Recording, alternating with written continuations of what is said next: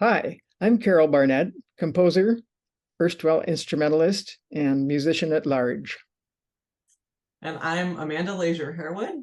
And today I'm going to be interviewing Carol about her musical background, foundational experiences, and just general origin story. So I've been working for you for what, like 6 or 7 years? Is that about right? Yes, yes, it seems like a long time, but a very productive time. So thank you. Thanks. Thanks, Carol. So, but just in case our viewers don't know, I'm going to share one of your bios. So, Carol Barnett's music has been called audacious and engaging. Her varied catalog includes works for solo voice, piano, chorus, diverse chamber ensembles, orchestra, and wind ensemble. The World Beloved, a bluegrass mass commissioned in 2006 by Vocal Essence and written with Marisha Chamberlain, had its Carnegie Hall debut in February 2013 and has become a favorite across the country. Recent works include Will's Ladies, a Shakespeare cycle for mezzo-soprano Clara Asowski and the Metropolitan Symphony Orchestra. A Monument to Adam, a new work for the Cantata Singers and Monroe Crossing. Summer 2020, which was for the 2022 Biennial National Convention of the American Guild of Organists. And When All Falls Silent, which received a special commendation in the King Singers competition. Carol is a charter member of the American Composers Forum and a graduate of the University of Minnesota, where she studied composition with Dominic Argento and Paul Fettler. She was composer in residence with the Dale Worland Singers from 1992 and 2001, and a member of the adjunct faculty at Augsburg College from 2000 to 2015. Further information, here's our website plug, is available at carolbarnett.net. All right, shall we get to it? Yes, let's go.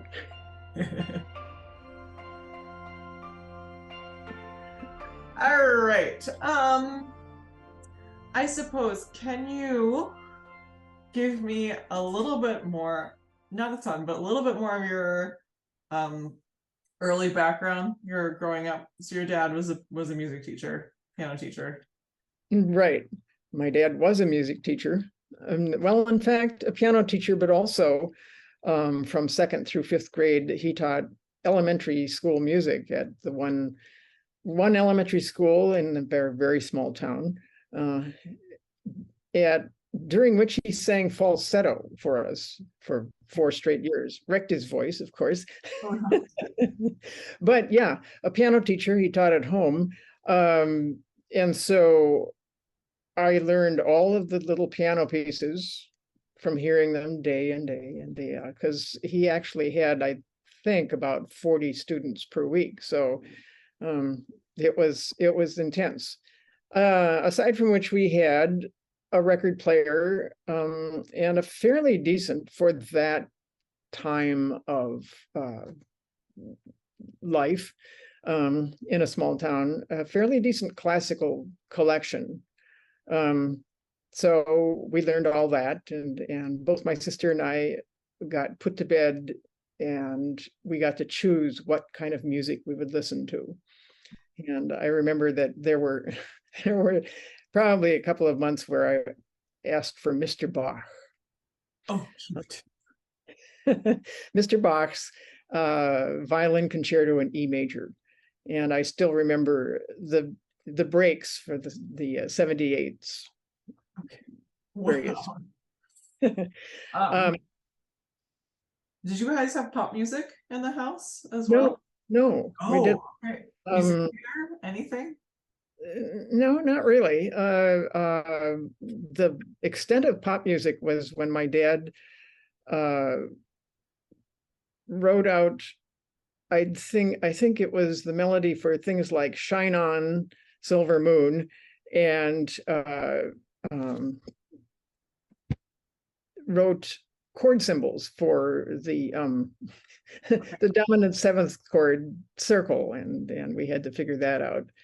But no, not really. When we moved to a slightly larger town, I used to listen to the Saturday afternoon countdown. And by that time, of course, the Beatles showed up when I was in ninth grade, and that was very cool. So from ninth grade until maybe graduating from high school, I had a little bit more of a dose of pop music. Okay. But the basic foundation was definitely classical. Okay. And it was definitely classical, because the first time I listened to Stravinsky's Rite of Spring, I thought, Oh, what? oh, okay. But little by little, we got inoculated with the early 20th centuries, at least. So, All right.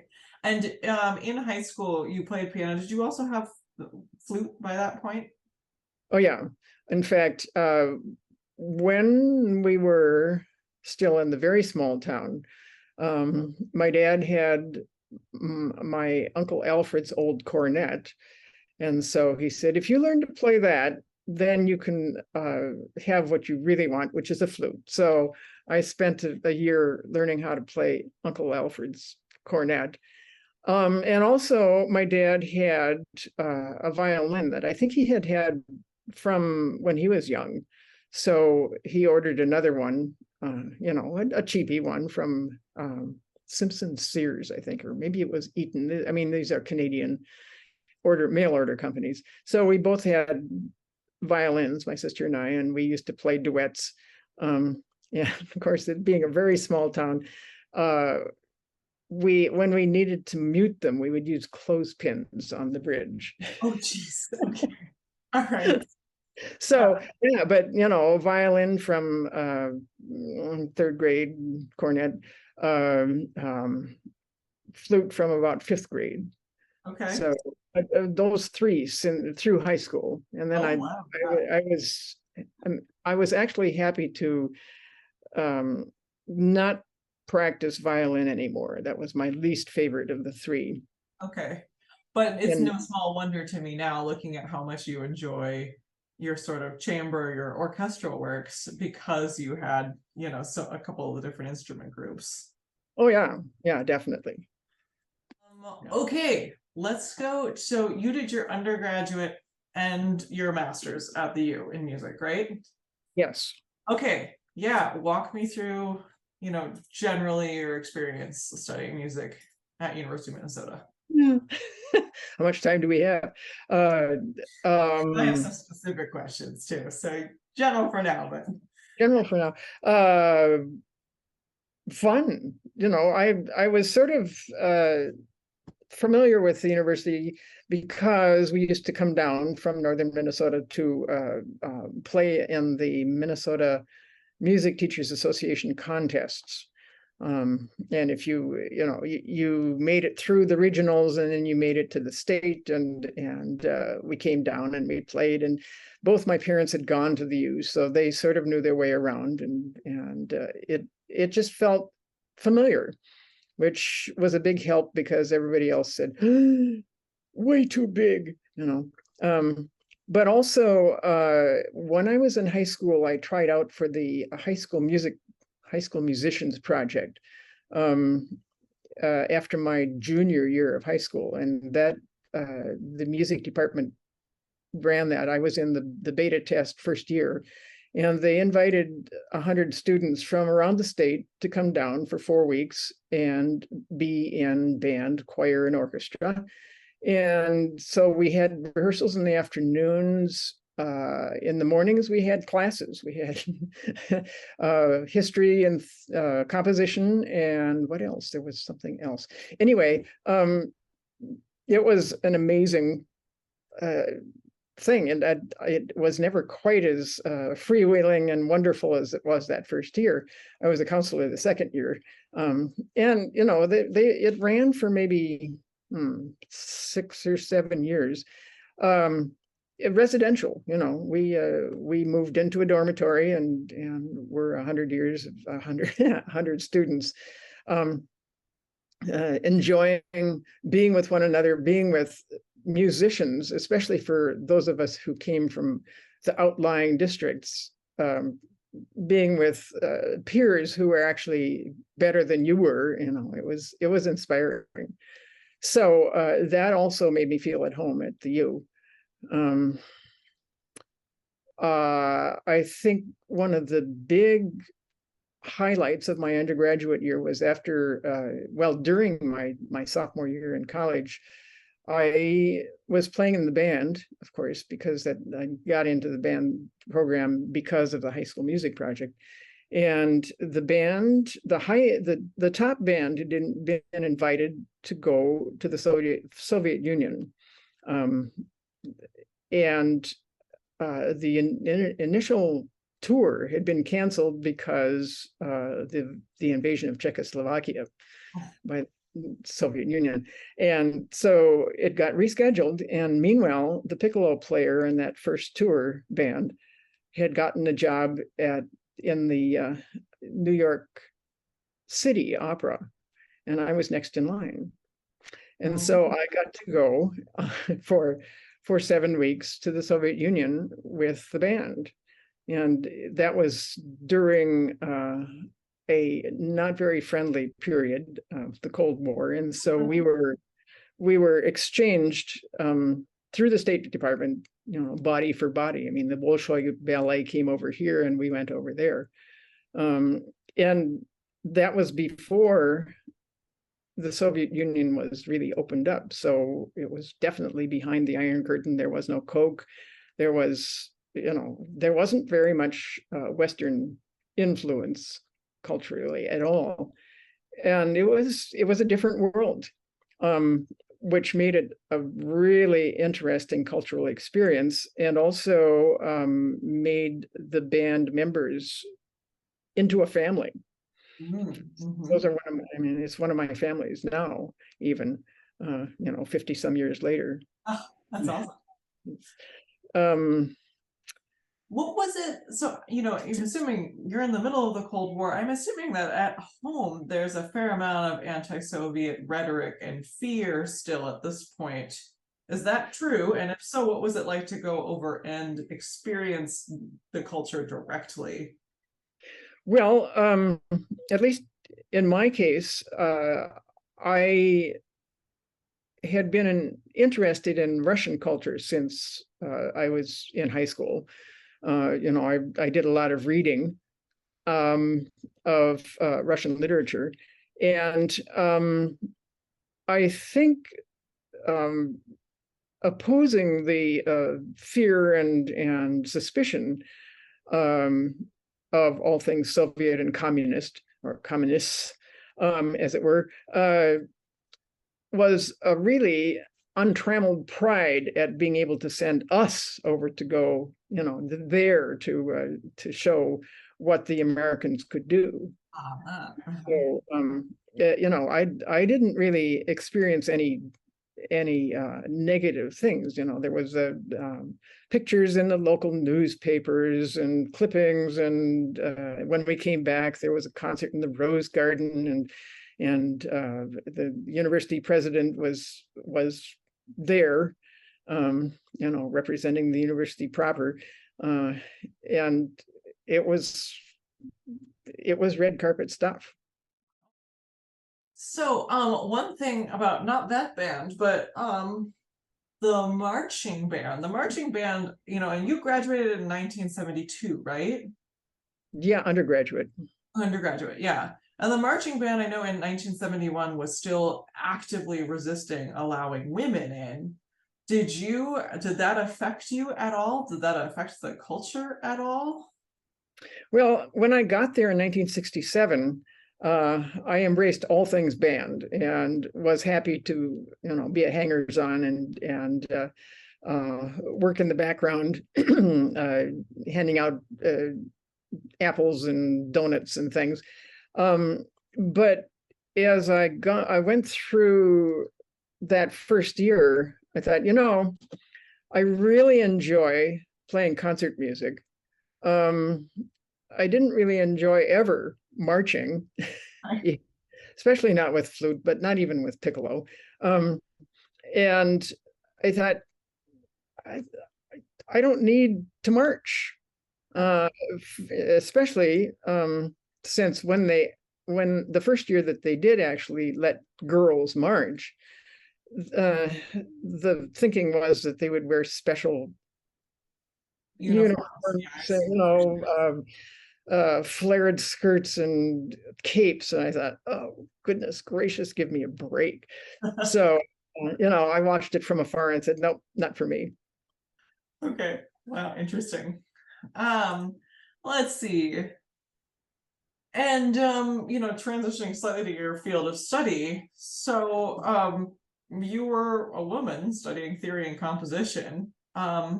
I'm assuming there were other women studying with you. Yes. Talk a little bit about that, and then you've also mentioned a hapless individual in one of your classes. So if you could speak to both of those. Well, I'm sure there were more than one hapless individual. But we actually had a fair amount of women in our composition seminar. I think there was Libby Larson, there was Marjorie Ruchet, and that wasn't such a big thing. I mean, especially not in the composition seminars. We just sort of brought in our stuff and played it on the piano and thought to ourselves, I wish we could really hear this, especially for those of us who weren't fleet of finger. And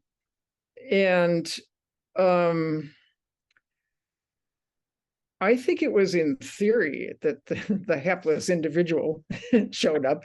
I'm not And surprised based on my own experience. made the bald statement that there were no women composers, and there couldn't be because women didn't compose. And I mean, I thought, how benighted is he? Of course I'm composing. I'm probably, is he? No, I am. And so he just really doesn't know what he's talking about. It wasn't an undermining thing. I just thought that You just knew that you had already composed music, and he was not on the right page, and he certainly didn't know about reality. okay, that's really interesting. So I don't know if you're familiar with the idea of imposter syndrome, right? Yeah, definitely. Was that something that you experienced in, say your master's work? I'll ask you about it again with your early career, but I mean, yeah, I'm curious what you would say. Not in relation to composing. Okay. Yeah, of course, we all experience imposter syndrome in one way or another. As in,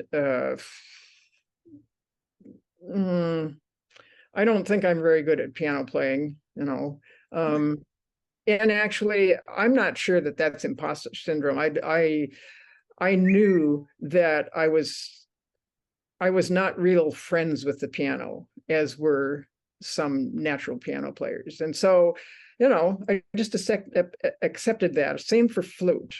And the reason that I got as far as I did in band was that I loved to play piccolo. And, 99% of flute players don't. So that was my niche, and it got me as far as it did. So I'm very thankful for that. Yeah, that's interesting. Do you have any idea, I mean, why you didn't feel imposter syndrome about composing at that point? I mean, I'm assuming you were fairly young still, right? Yes, I was, but I had started it a long time before almost everybody else. I mean, when I was studying piano with my dad, which I started at 3.5, he had all his students composing. He would start out even before kids could read music, saying, here are a couple of lines of poetry to take it home, have your mother read it to you, because some of us didn't even read yet, and then just sit down at the piano and think about what it might sound like on the piano, and bring it to play it for me next week, and I'll write it out for you. Oh, And he did that because his teacher had done it up in Fort Francis, which is right across the border from International Falls. And so it's a long line, a traditional line, and some of us just kept on doing it. So I mean, there was that discipline, that mindset, and of course, it wasn't it wasn't a straight line. I think the first thing that I really composed that made a big, well, not a big splash, but caught attention was maybe something I did when I was in high school someplace, and it was a, it was a piano piece, and I brought it to that high school music project, and Dr. Ben Cresciuto said, "Oh, this is nice. It needs a middle section." So that was already an affirmation, but also a teaching experience, Okay. which is what composing has continued to be. Yeah. What was the community like? What was the community like with your peers and your colleagues? And then what was your relationships like with your mentors? Colleagues, fellow students, it was very supportive. We were friends, and it wasn't that big a department. So, and it was a department, it wasn't a school of music. And we were spread around in 6 or 7 different buildings. And so we, all of us had to sort of navigate that. And I think in some ways, navigating that and trying to figure out how to deal with it made us closer. Being in one new building, or maybe 2 new buildings now, I don't think there may be quite as much of a feeling of camaraderie, but how do I know it's 50 years hence? So anyway, it was a nice feeling. We did have subsets. We all the instrumentalists thought that the choir singers got off easy because they didn't rehearse quite as much as we did, and they were also, we thought, more party oriented. I liked the band the best because that there were more piccolo parts. Yeah, and you could have a better tuning in the band because you didn't have strings, which the tuning was not quite as happy with the strings. Anyway, that was just my personal opinion. I had good mentors. I had especially 3 really that I thought were really good. One of them was Dr. Ben Cresciuto in the band. And one was one of my composition professors, Dr. Dominic Argento, for whom I later became an assistant, a teaching assistant. So it was fun to live in the same office with him, even though he kept on going on sabbatical. I kept thinking, how does he work that? Wasn't he just on sabbatical? No, he was going again. So, but the Russian tour, the Soviet tour, gave me my 3rd mentor. When we came back from the Soviet tour, I realized that none of us spoke Russian, and not very many of us had any idea of Russian background at all. So I signed up for Russian history and Russian language, and that was sort of a not necessarily a detour, but a tangent in my undergraduate and graduate studies. And Theophanis Stavru, the professor of Russian history, became my 3rd mentor. Okay. And has been a dear friend. The other 2, alas, have left us. But Dr. Stavru is still, in fact, he's still teaching. This past spring was his last year. Walk me through the beginning of the American Composers Forum. So that was Libby and Stephen Paulus, right? Their idea. How did that go down? Well, as I said, we all gathered in Friday afternoons in Dr. Fettler's office and played for each other on the piano and explained.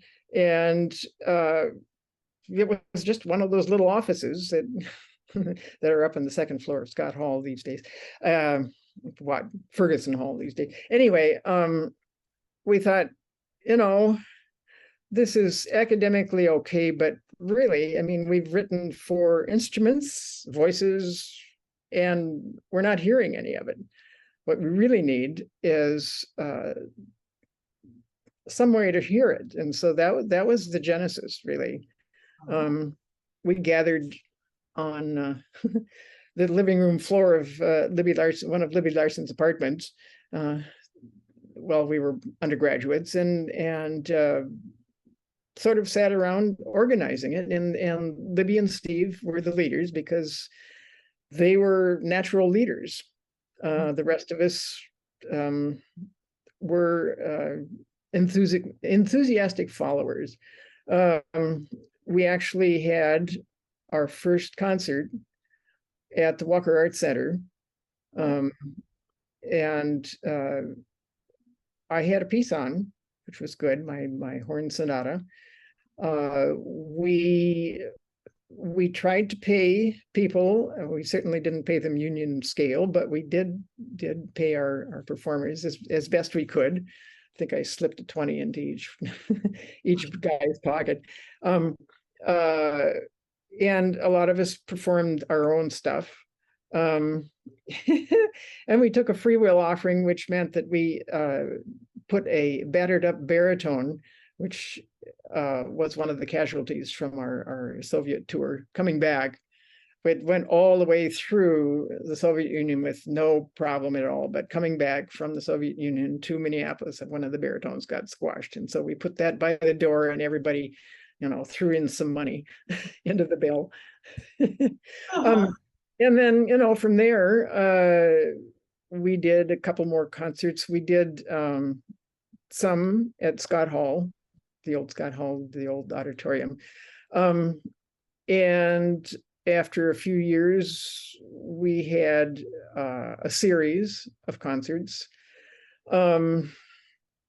started raising money for commissions. People who wanted to have commission music would come and say, so I'd like this kind of music. Do you know anybody? And, we'd say yes, or Steve and Paul and Libby would say yes, go and talk to whoever it is. And, it just gradually got organized.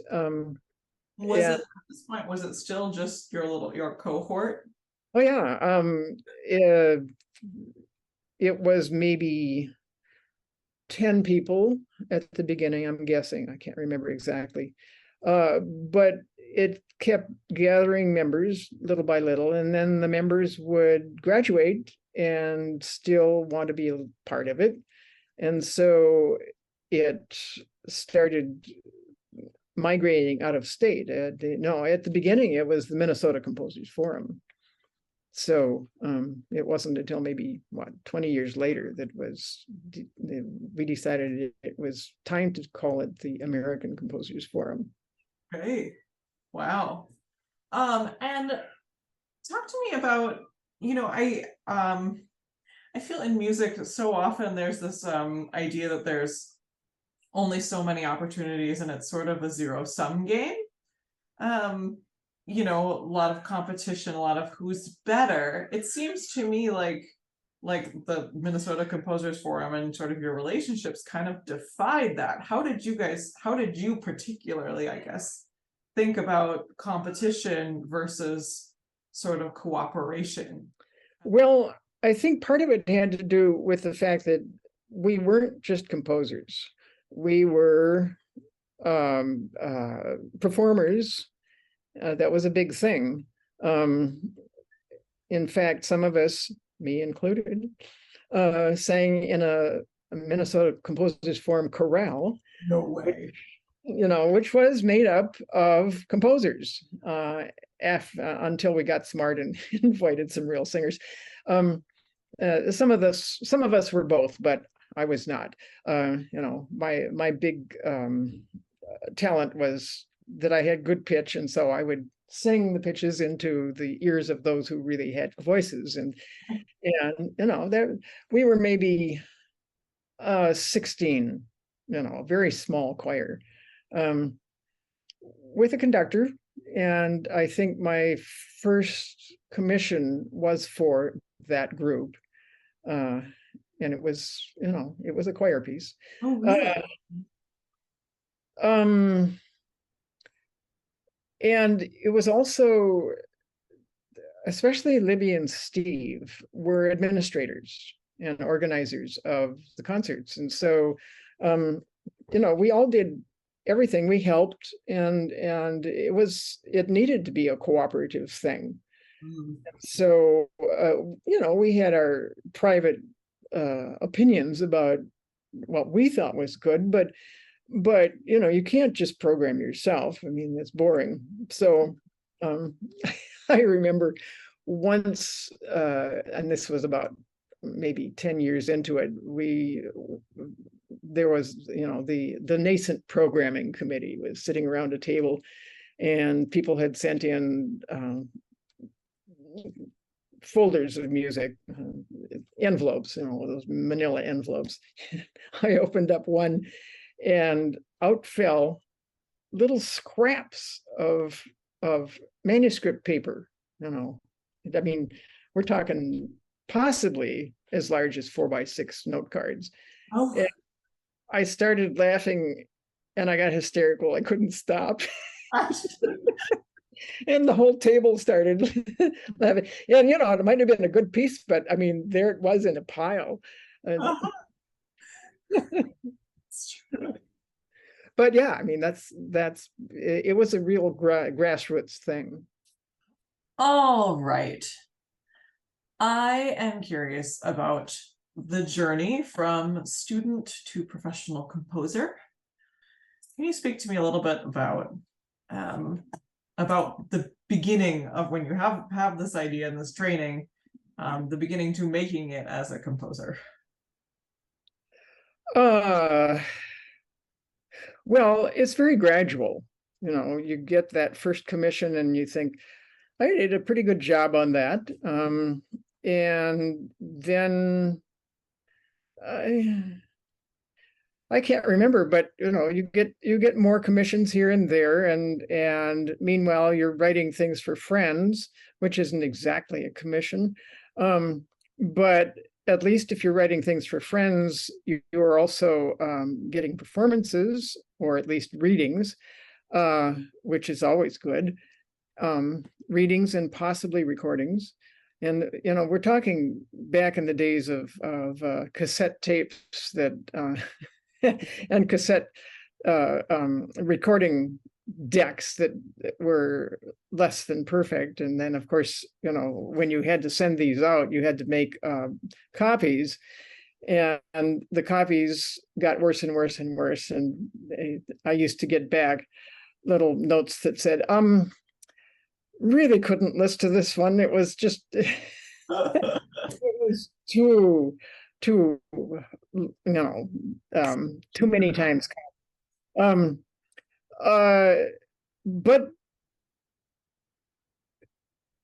all the pieces that you go through and you write for friends or you write on commission, some of them work and some of them don't. And the ones that work, you take to your heart and think, well, I guess I can write that sort of piece. On the other hand, you think also, I don't want to get bored by writing the same piece over and over again. Some people do, and they seem to thrive on it. I couldn't, I think. I mean, every time you start a new piece, in the back of your mind, a little voice says, why did I ever think I could do this? Oh. Even now, I have no idea about, well, I do sort of about saxophones, but I've never really played a saxophone. I've got one behind me up on the shelf there, but I did play it just because I wanted to hold it in my hands and hear what it sounded like. And you have this commission coming up, right? actually, this was several years ago, and Oh, a good friend gave me her son's old saxophone. Well, this is not an old saxophone, but he wasn't using it anymore, so she said, "Just take it." I thought, thank you.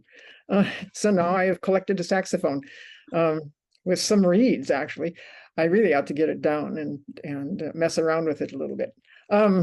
But you know, it's just a process, and you just have to keep throwing yourself against the wall and thinking maybe part of things will stick. And as my one of my engraver copyist friends, who is also a composer arranger, used to say, just turn off the shit filter and just write. yeah, You can always edit later. So yeah, it's yeah. better to write awful stuff and be able to say, well, I wrote something. Um, and maybe the next day, out of those 20 measures, you'd like two. You know, so you toss the rest of them. Thank goodness, there's always a delete button in this day and age. Or you could just always toss it into the garbage. Um, and it's a process. Until you die, it's a process. Yeah, right, right. Um, so following with what you were just saying, as a personality, you are usually a fairly like straightforward person, but like of course everybody has sort of those negative thought chains. Um, that I can't do this thing. Um, I'm assuming that because because of where you're at and how I talk to you now, that you have some experience with dealing with that. What would be your recommendation to people to get out of those negative spins? Well, I've found very often that if I get stuck, uh, and I've started a piece and I'm working on it, and I've just gotten to a point where it's just I'm not having any ideas. The best thing to go is the best thing to do is to go out and complain loudly to everybody that I'm stuck. Um, to my sister, used to be to my mom, to my friends, I'm stuck. And it's totally amazing. I don't know how it works, but the day afterwards, you're not stuck anymore. You're kidding. Yeah, it's amazing. What about external criticism or rejection? Again, you seem like somebody that would deal really well with that, but I'm assuming that that was a process for you. Um, well, yes, I think that I've always had a fairly strong faith in the fact that I liked what I was doing, and I did the best I could. And I also know that everybody has their own taste, their own needs, actually. So if I send in something for competition, and I haven't researched it enough, so I send in something and it just doesn't fit, I'm thinking, well, all right, they didn't need that one. I should have done better research. So, it's a question of there's a need for everything, and this was not the need for me right now. Mm. Uh, and so I don't ever put it up on the shelf if I like it. It gets sent around other places, or somehow it doesn't get lost. Yeah. um, sort of the last question in this vein is, your website has a whole page of just friends. You have a lot of people that you know and work with in the classical world. How did you manage to get out of the zero-sum game of like there can be only one winner, there's only one person that's going to get the commission? How did you sort of deal with any sort of rivalry or competition with your peers? Well, there always is, of course, but when I was growing up through college, those were the formative years, really. I had peers who were very cooperative. I mean, it was a cooperative situation, and I had peers who started the Minnesota Composers Forum, now the American Composers Forum. I mean, that was for all of us. It wasn't just for them, those two. And certainly because they started the Composers Forum, they got a lot of attention and commissions and everything, but they raised the level for all of us. And I can only be thankful. Yeah. Without the Composers Forum, life would have been a lot different for a lot of us. So yeah, I mean, it's perhaps a Midwestern Minnesota thing, but I'm glad I wasn't in New York. Yeah. All right, let's see. Oh, can you talk to me about your musical style? You have a fairly distinctive style. Why don't you describe, well, you have a number of fairly distinctive styles. Will you describe it for listeners? And then sort of walk me through how it has evolved and how it continues to evolve. One thing, just one thing at a time. Well, perhaps there's a different style for choral than there is for instrumental. It has to do with the fact that maybe we can say a different style for singers than for instrumentalists, just because for a lot of instruments, you've got your fingers and you can stick them down and a note comes out. It may not be totally in tune, but there it is. It's an A or a B flat or whatever. And so you work from there, and you can be a little bit more adventurous harmonically because you have a better platform underneath you for the given notes. Whereas singers need to find that pitch, and it always helps if not only do they have an accompaniment who finds the pitch for them and helps them along, but they can hear it. And the thing about hearing pitches is that for all of us, it's based on triads, at least in the Western European common practice tradition. And so, you start your exploration off with triads and tonalities, things that are easy to catch a handle with. Whatever, easy to snag somehow, and the pitches and everything sort of, they come into your ear, and it's not a big where do I go next? Because actually what you want to do when you're writing is not flummox the performer. You want them to have a framework so that they can express what's in the music, in the text, and all that sort of thing. So to make it not as easy as possible, but as easy as it needs to be, so that you can move past the nuts and bolts and onto the higher level of expression.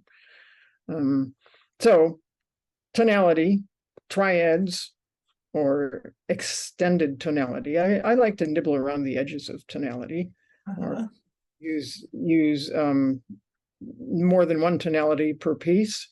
Different tonal centers you're referring to. Yeah, multiple tonal centers, still trusting that it's tonal enough so that the singer's ears and mind and throat will say, oh, this is pretty friendly. I think I can do this. Mm-hmm. Talk to me about time signatures and meter changes, and maybe about tempis. Well, the time signatures, at least for vocal music, it's tied to the text, and not only the metric fit to the text and the meter of the piece, but also You might get to the end of a line in 4/4, and it needs to linger there a little bit. So you don't want to just blow through it and say 1, 2, 3, 4, on to the next line. It's do we need to think about this? Maybe we need a 5/4 measure, or maybe we need another whole measure just to let the sound hang there and the text sink into the ears a little bit. I mean, the musical meter is not the master of the piece. Mm-hmm. I like that. You sort of, well, for me, you sort of famously love having pieces be up tempo. Maybe not necessarily all of your pieces be up tempo, but in recordings you always want them to be pretty zippy for whatever the marking is. Talk to me more about that. Well, that is, I think, a hangover from my time as composer in residence with the Dale Worland Singers, and we used to get piles of stuff, to review, and people loved to hear the Dale Worland Singers, and they thought, oh well, the Dale Worland Singers is going to sing my piece, and I would say that at least 80% of them, maybe 90, were slow and beautiful and lugubrious. Yeah, and you can't make a program of 90 minutes, well, 60 minutes worth of music of slow, lugubrious pieces, even if they are beautiful. And so I took on myself the task of writing up-tempo pieces just as sherbets, don't you know? So that we'd have a little bit of relief in between the slow and beautiful pieces. So yeah, I sort of like a fun piece, up-tempo, dances and all that. Mm-hmm. Actually, that brings me to Mad Moonlight. So that's your new one of the new song cycles for mezzo and piano. All three of those pieces are kind of quirky and fun and have a bit of drive to them, don't they? Yeah. Well, the Old Witches sort of stirs up the swamp a little bit, Okay. but that's because the Old Witches live in the swamp, and so that I'd say the Old Witches is definitely a lugubrious piece. Okay. Intentionally so. Yeah. All right. Let's see. Well, before we move on, I'm also curious, what would you say your ideal type of piece is at the moment for you to write?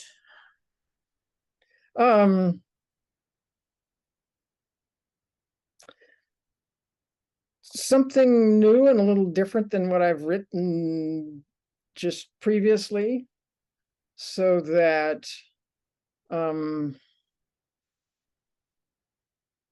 I've been busy with editing my little opera, which has been going on since 1991. And so I finished, one segment of it and sort of sent it off and all that sort of thing. And at the moment, I'm writing something totally different, a saxophone quartet, definitely not an opera. Yeah. Well, and that's a great segue. Something a little different, I feel like, could describe a lot of the pieces in your catalog. I am curious, where did, you have pieces for organ and steel pan, you have a cappella voice, you have, I suppose the latest Orchard in Bloom is choir with the buzzy viola. Some of these, were people doing these sort of more unusual combinations when you started composing, or is this someplace where you've kind of strayed off the beaten path, or had strayed off the beaten path a little bit? Well, I think people have always been doing that. Composers have always been, partly because they write for their friends or whoever is available. And the reason we don't know a lot of these things is because they're one-offs. And, since they're unorthodox combinations, they don't get played there or sung that much. And so it's like reinventing the wheel every time. I see. That makes sense to me. Let's see. Talk to me a little bit about the bluegrass collaborations. So they, again, with the sort of unusual combos. Well, that wasn't my idea originally. Really? I'm really glad that it blossomed as it has. But it was originally the idea of Mike McCarthy, who was an amateur bluegrass guitar player, and also a very successful businessman. And he loved choral music, and was for a long time the treasurer of Chorus America, and also a dear friend of Philip Brunel, who is open to anything, really. I mean, he's so adventurous and has such energy, and so Mike came to Philip and said, "So, what about a little piece for choir and bluegrass band?"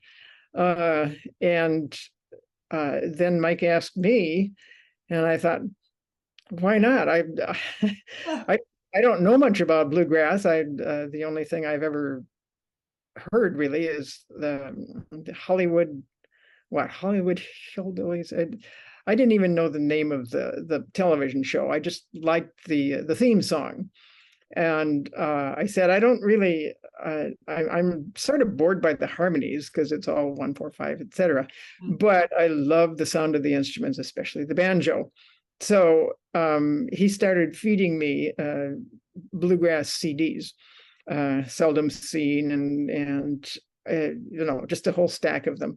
And meanwhile, the three of us, Mike and Philip and I, were every once in a while we'd have lunch and sort of talk about what this piece might be.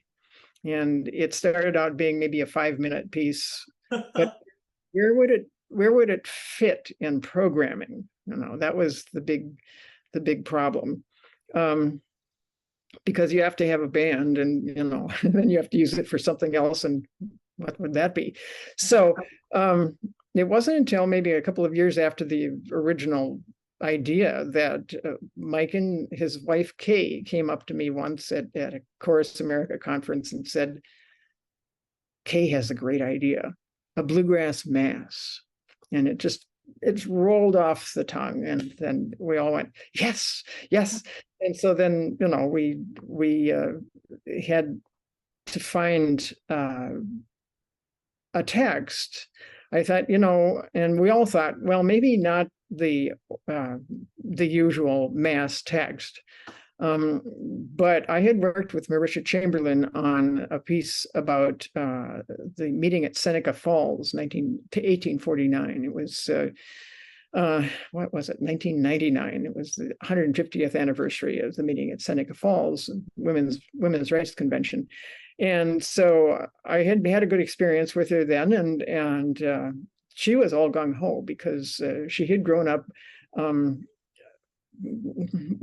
does one call it, a new Catholic? I mean, you would know.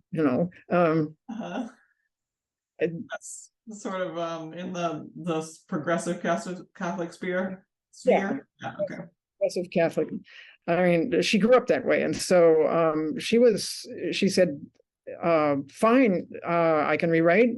We'll take some of the standard mass text," and she did an absolutely wonderful job. I didn't have to change anything really.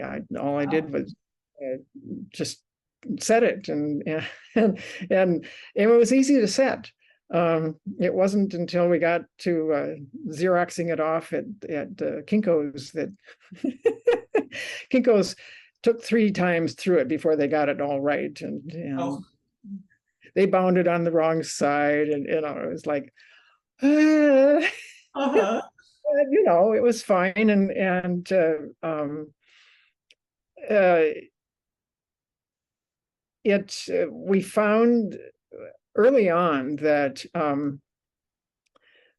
it was a good thing that we should have a standard or a standing band rather than trying to do Rolodex, because at least then a band would be used to playing with each other. Mhm. And so when we started rehearsing it, the first thing I gave them was the Kyrie, which is not the easiest piece, and I sent it to them, and then we got together for a rehearsal, and they were very tentative about it. And in fact, their bluegrass, their banjo player quit. Oh, So, but then I sent them the Gloria, and they were all relaxed and said, "Oh, this is much more like Copland. I think we can deal with this." okay. But it was a question of sitting down with the band and me singing the choir parts and playing them on the piano, and just getting it into the mind of people who are very quick to pick things up earwise, but not necessarily to read that well. Mhm. Um, but we did it. It all came together, and we premiered it one really cold night down in Stillwater, um, January 6th or 7th. Yeah, um, it flew. Okay, so talk to me about picking picking texts. What texts tend to resonate with you, and how do you find texts? uh, read. Keep your antenna extended. Um, ask the commissioner if they have any favorite texts.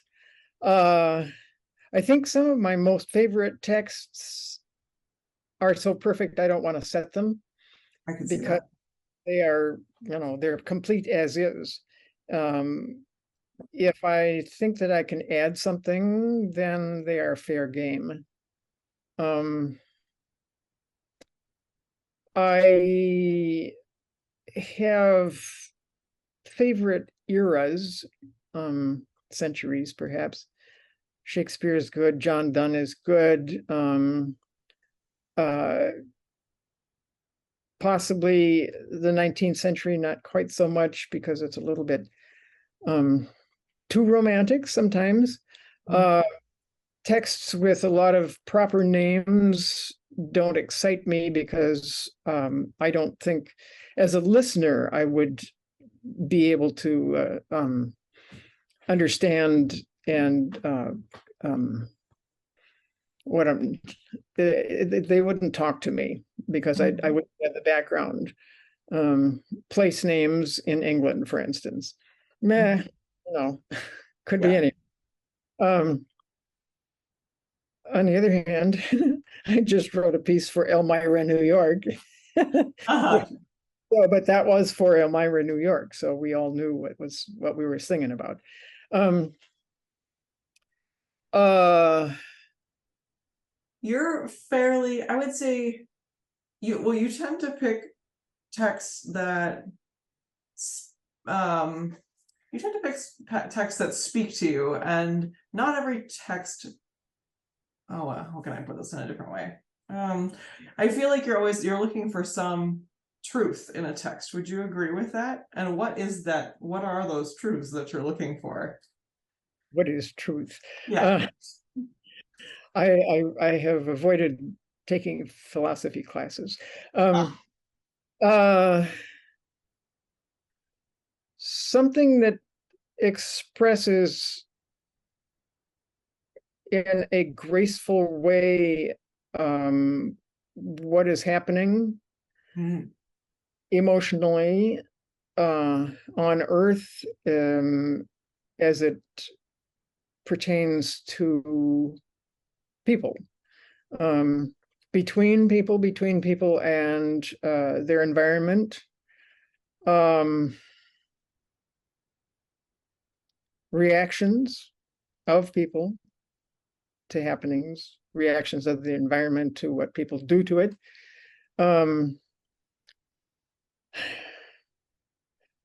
I getting a little bit on the tangent here.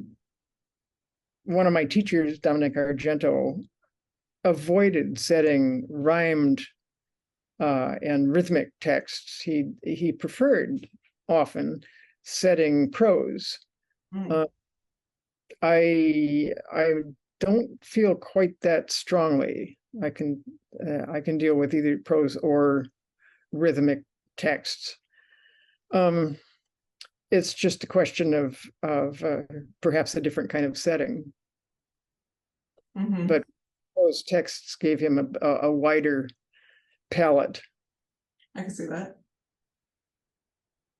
I feel that you, when I look at the type of text that you tend to set, you seem to have like an eye, I mean, not an eye towards, but whether intentional or not, you seem to pick texts that are fairly timeless. You know, some maybe quite situated in the current, but, you know, are usually a little, have some universality to the experience. I mean, of course, I think that's sort of obvious, but how can I put this in? Yeah, you seem to pick texts that have some timelessness next to them that will be just as valid now as they will be in 30 years as they would be in 100 years. Is that intentional? Not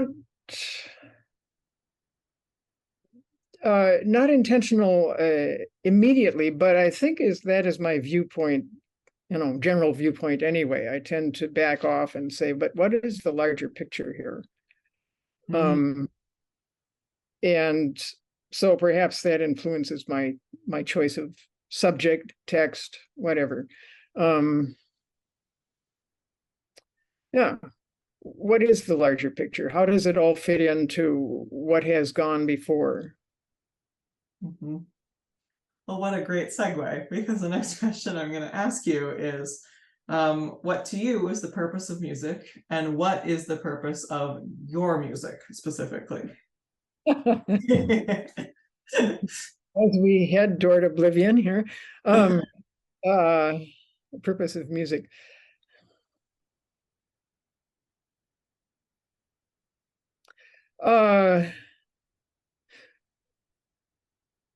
The enhancement of human experience, I would say. The enhancement of other artistic expressions of human experience. So picking a text and building on it. Part of that is entertainment, of course. You know, we are happy, we dance. Music helps us. We are sad, we weep. Music helps.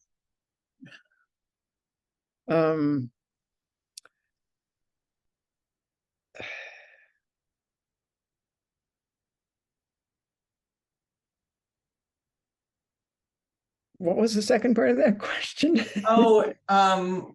What's the purpose of your music? Well, aside from fulfilling projects and, you know, it is to give my life meaning. I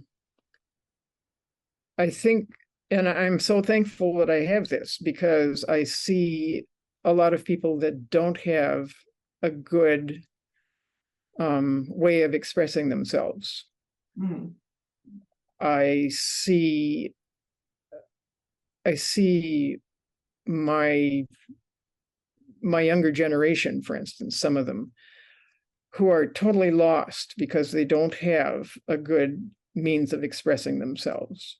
Writing, singing, performing, they haven't found it. And it's very sad, and it's a waste of energy, you know.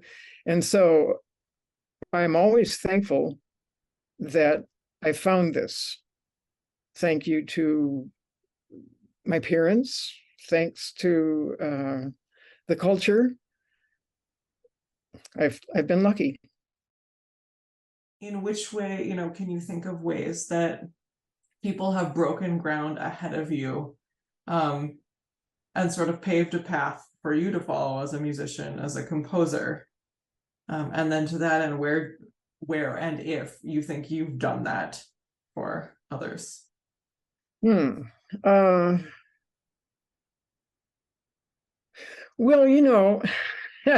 um, growing up and listening to the canon, uh, I wasn't really thinking of the fact that I wasn't listening to any female composers.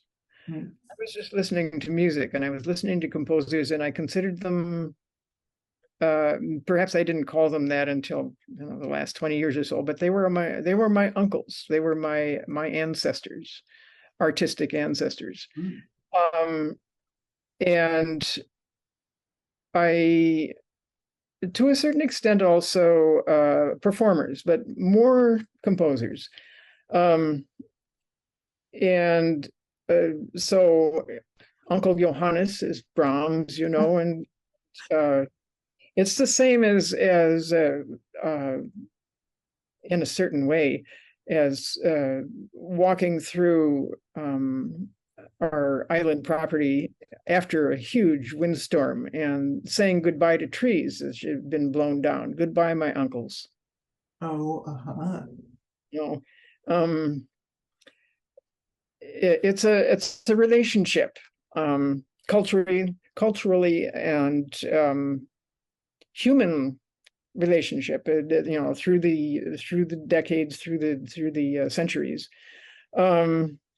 And so, you have your teachers, both your music teachers and all other cultural teachers as well. And you hope that in your teaching and your writing, you are part of that tradition. For instance, I think I already said that my dad, as a piano teacher, had all his students writing. He would give them little snippets of poetry and say to the kids, just have your mom read it to you, and then come back. And having spent a week listening to those words and trying to think how you can express that on the piano. Well, his teacher did that as well. As far as I can tell, my dad always said that, well, yeah, Professor Wolf had all his students writing that same way.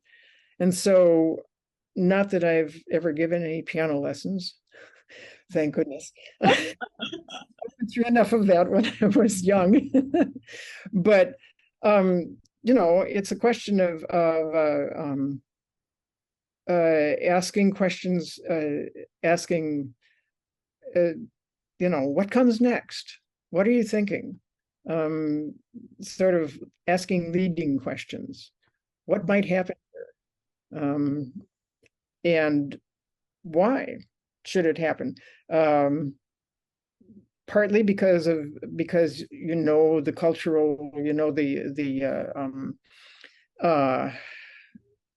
the style that you're trying to write in, but also what do you want to express, and what's the best way to express it? Sometimes the best way to express it is to have a steel pan playing with an organ. Uh-huh.